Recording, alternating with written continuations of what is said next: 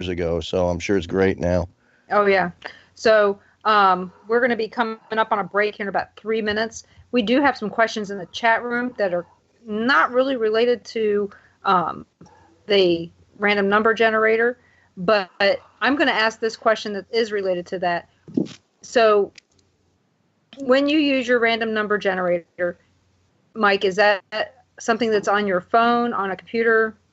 Yeah, the one I use, there are many kinds out there on the market, but what I use is one on my phone. I have a smartphone and it has internal sensors that can pick up atmospheric noise, so that's what it uses. And I wrote the program for it myself. So I used to be a coder, so it wasn't really very hard. Essentially, it is just essentially, it's an electronic coin flipper, and it flips a coin 100 times in a row, and then looks at it and says, okay, what's the probability of getting a head, say, in 100 flips? Well, about 50, you would expect to get about 50 heads each time you flip 100 coins. You wouldn't think it was too out of the normal range of probability to get 55 or 56 or 57. But when it starts getting more than that and gets up to, this is one of the thresholds I had to set, if it gets beyond 65 heads or 65 tails per 100 coin flips, then that's when it gives me a ping and it lights up my phone and says, hey, there's an anomaly here. This is not within the bounds of normal probability, because a result like that would happen only one time in 2,000, and I can't remember what it was, but over 2,000 times by chance. So that means something in the probability, I like to call it the probability field, within the haunted house has changed. Something paranormal might be about to happen. So it's a case of, this is like letting us know that something has changed within the atmosphere, something has changed within the probability field. Heads up, take a look around and see if we're going to have any paranormal events at that time. And indeed, that's what's happened. Mm-hmm. So basically, your random number generator predicts it. It's predictive software, basically. Well, that's what we're hoping. I mean, we hope to use it for that, but sometimes the ping from the random number generator comes just after somebody has reported a paranormal event. That happens as well. So sometimes it happens like virtually right on top of somebody I can't say it. Radioing in a paranormal event. And so we're dealing with Brandie logging both that and the RNG hit almost simultaneously. So it's a lot of fun to see it actually working. When people are in the house and they see what we're doing and they see how that works, it's just like their eyes light up and they're, oh, this is cool. These things really do pair up. And after the break, I can even talk about the statistics to tell you exactly how anomalous this has turned out to be, and how we're beating the odds when it comes to probability or just coincidence. Oh, yeah. And I understand a lot about that, but we're going to come back in 2 minutes. We're going to go on break. You guys go get yourself a drink and come back. You're listening to WBHM Digital Broadcasting out of Birmingham, Alabama. We'll be back in 2. See you in a second. You're listening to WBHM Digital Broadcasting. Okay, pour your whiskey, best Dan. in paranormal talk, only on Paranormal Experience Radio, broadcasting live out of Birmingham, Alabama.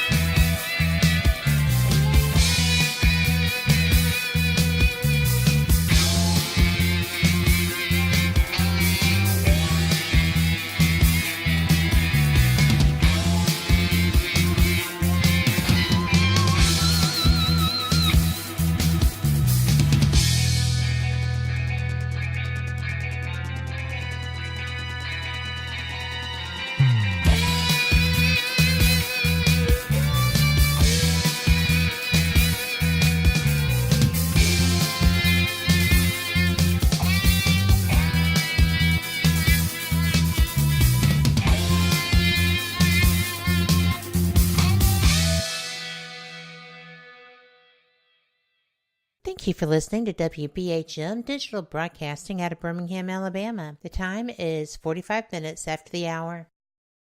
Welcome back to the Paranormal Pride. My guest tonight is PRI. They're out of Utica, Illinois, as well as got a team member in Kansas City. We're talking about a random number generator that was created by, the one they're using was created by Mike Nichols. So, Mike, go ahead and finish telling us about the probabilities and statistics related to all of this, because everybody wants to hear probabilities and statistics. I know. Isn't that exciting? I always like to say, I get as excited talking about these numbers as most people get it, when they're just seen a ghost or something. But got to be excited about something. Exactly right. So, let me talk about our first investigation at the Beatty Mansion. Now, this happened back in September.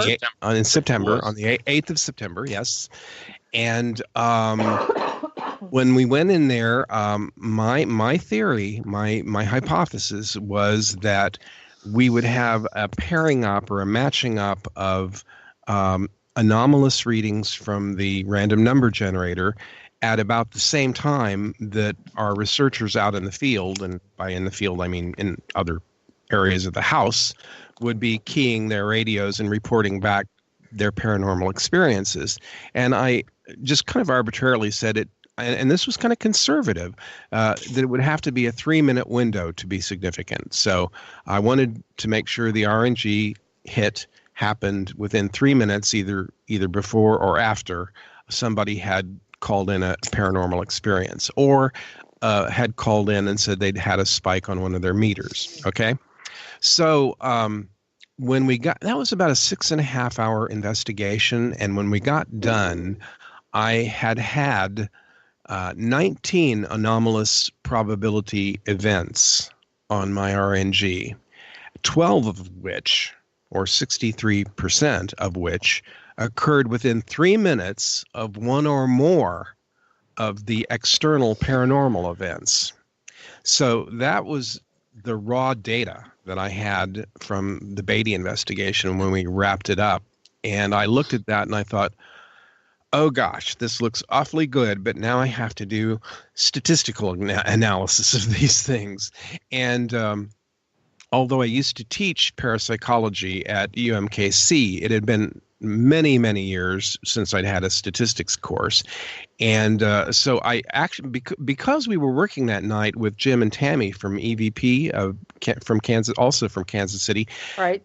Tammy had given me the names of a couple of other people who do RNG work, although of a different sort, in parapsychology. And one of them was Dave Schumacher. And I got in touch with him and told him about what we were doing. And I think one of the first stumbling blocks I had when I talked to them was they said, okay, well, it's going to be easy enough to see when your RNG gives you an anomalous hit, but what you're going to have a problem with is, how do you define when somebody has a paranormal experience? How do you operationally define that? I mean, is it just because somebody walks into a room and they say all the hairs on their arms stand up? Is that valid enough? Do you log that? Well, of course we log everything. And I when they told me that, it was I was talking to another guy, Brian Williams, at the same time, who actually used to was a protege of William Roll, who was one of this country's leading experts in ghosts and poltergeists and so forth. And I was very discouraged when I heard that, because I thought, yeah, they're right. How am I going to operationally define what constitutes a paranormal event from one of our researchers? And so I struggled with this for about a week. And after a week, I got back online with Dave Schumacher, and I said, Dave, I'm looking at my spreadsheet from the Beatty Mansion, and it's in 1 minute increments, and most of the spreadsheet is blank. And so what this tells me is that we don't really have to operationally define a paranormal event. All we have to do is say, okay, here is an RNG hit on this line. do we have anything coming up within 3 minutes of this, whatever it is, from one of our researchers? And do these pairings occur at a level that goes beyond what probability alone would predict that it would? I mean, obviously, we're going to have some couplings like that by sheer coincidence, but do we have enough of those kind of pair-ups that it can't be attributed to coincidence alone? And that required the statistical analysis, and I handed that over to Dave Schumacher to do. Dave is with the Paranormal Investigation Group, PRG, and he very graciously decided to do that for me, and he did what's called a chi-square analysis for dependent or independence of the two variables, the RNG and the paranormal hit. And when he got done, he told me he was really kind of not expecting to find much when I first told him about my approach. And, I got to back up. I'm sorry for the long-winded backstory, but I kind of have to do this. In science in general, something is considered statistically significant if it has a p-value of 0.05, or you can also express that as a percentage, 5%. What that means is that your result happens by chance in only 5% of the times that you do it. Right. Now, in parapsychology, they set the bar a little higher. They usually use a p-value of 0.01. So, in other words, to be statistically significant in parapsychology, something would have to happen only by chance. Only 1 out of 100 times would it happen by chance. Well, he did the evaluation for us on the Beatty Mansion and said, I've got a chi-square value here of 29.187, which is the same as a p-value of less, and of course, I should say the smaller the p-value, the more statistically significant it is. So he said, we've got a p-value on this of 0.00001. What that means is that these kind of pairings between the RNG hits and the paranormal hits by our researchers would happen by chance only 1 in 100,000 times by chance. He was blown away. I was totally blown away. When I first tried to tell somebody else about it, I couldn't even talk. I was so excited. I actually was hyperventilating. I couldn't get the words out. I was so excited about these numbers. And, this was just, I was over the moon about it. I called Dan and Scott and Brandie and told them about it, and they were reacting the same way that I was. And it was just the most amazing thing. It was a confirmation of what my hypothesis had been. And that was the first of only 2 investigations that we did. And I better quit talking and let somebody else talk for a while. And we'll talk about the other investigation a little bit later. But it was on a par with this one. So amazing stuff. Oh, I'm just glad you're talking. I haven't any dead air time. So, because, when I came back tonight, that was the first thing Kat was worried about was me because of all the stuff that I've gone through. And, since the first part of what I talked about earlier, nobody heard, I wanted to say thank you again to everyone who helped us out with Ron's dad's passing and the loss of our granddaughter. I want to make sure everybody